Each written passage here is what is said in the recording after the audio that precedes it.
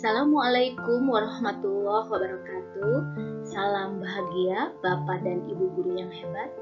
Pada kesempatan kali ini, saya Sri Nuryani akan mempresentasikan mengapa kurikulum harus berubah.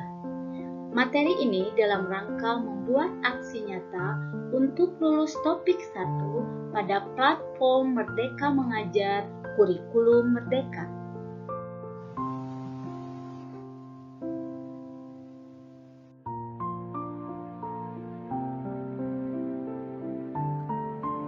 Pentingnya kurikulum.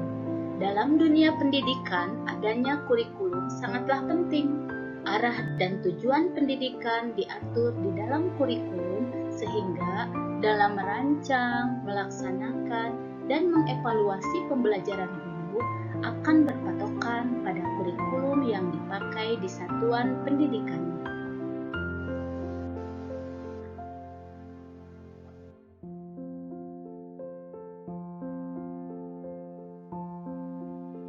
Apa itu kurikulum?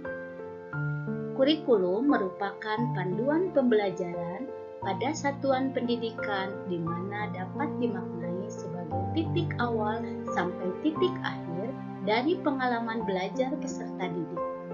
Kurikulum itu kompleks dan multidimensi.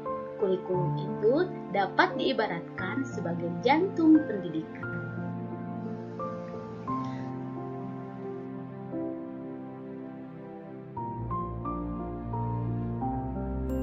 Peran dan fungsi kurikulum. Peran kurikulum sebagai pedoman dan acuan dalam pembelajaran. Fungsi kurikulum bagi pendidikan adalah untuk memandu dalam proses belajar peserta didik.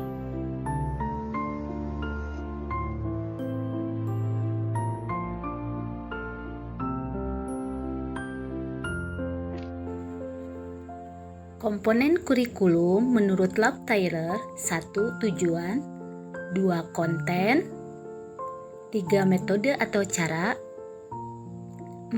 Evaluasi. Keempat komponen tersebut memiliki keterkaitan yang erat dan tidak bisa dipisahkan.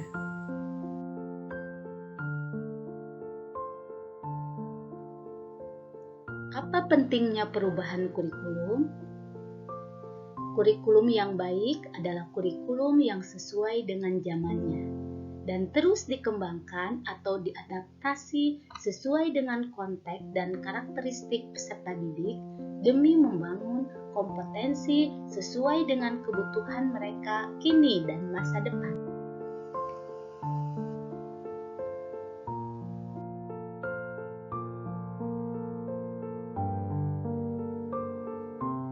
Kurikulum harus selalu berubah agar sesuai dengan perkembangan zaman.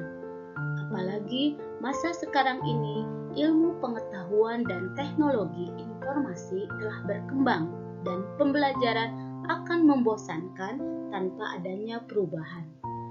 Bukankah tugas kita untuk menyiapkan para peserta didik kita menghadapi zaman yang baru, zaman yang sama sekali berbeda dengan zaman kita dulu?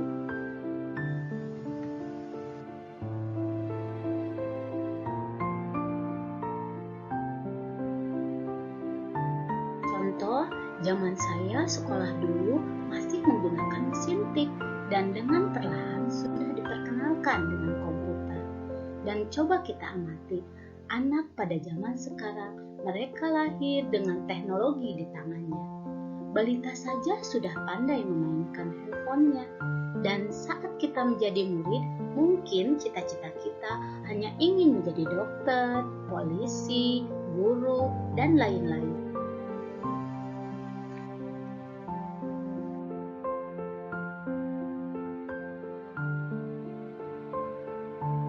Tapi kita lihat pilihan cita-cita peserta didik kita lebih beragam dan mungkin sesuatu yang tidak pernah kita bayangkan.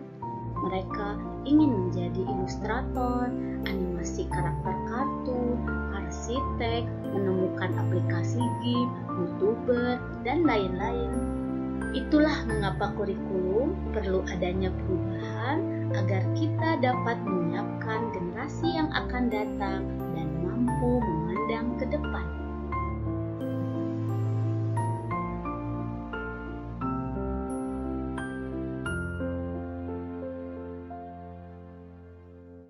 Pendidikan adalah menuntun segala kekuatan kodrat yang ada pada anak-anak agar mereka dapat mencapai keselamatan dan kebahagiaan yang setinggi-tingginya, baik sebagai manusia maupun sebagai anggota masyarakat. Itu kata Ki Hajar Dewantara.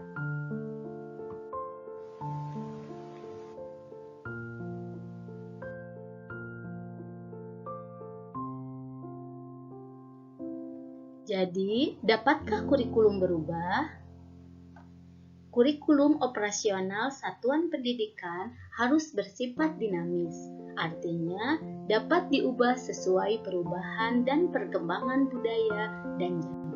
Selain mengikuti zaman yang sudah diadaptasi sesuai lingkungan geografis, kurikulum bersifat dinamis dan terus dikembangkan atau diadaptasi sesuai konteks dan kebutuhan peserta didik untuk membangun kompetensi sesuai masa kini dan masa yang akan datang.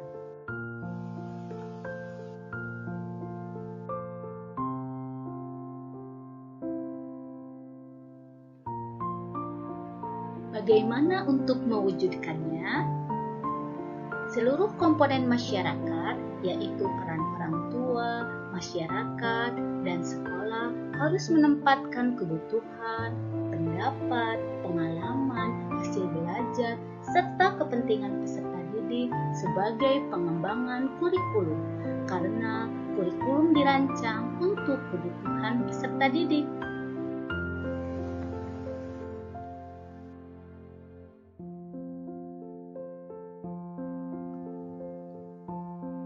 Demikian yang bisa saya sampaikan. Terima kasih. Akhir kalam. Wabillahi taufiq wal hidayah. Wassalamualaikum warahmatullahi wabarakatuh.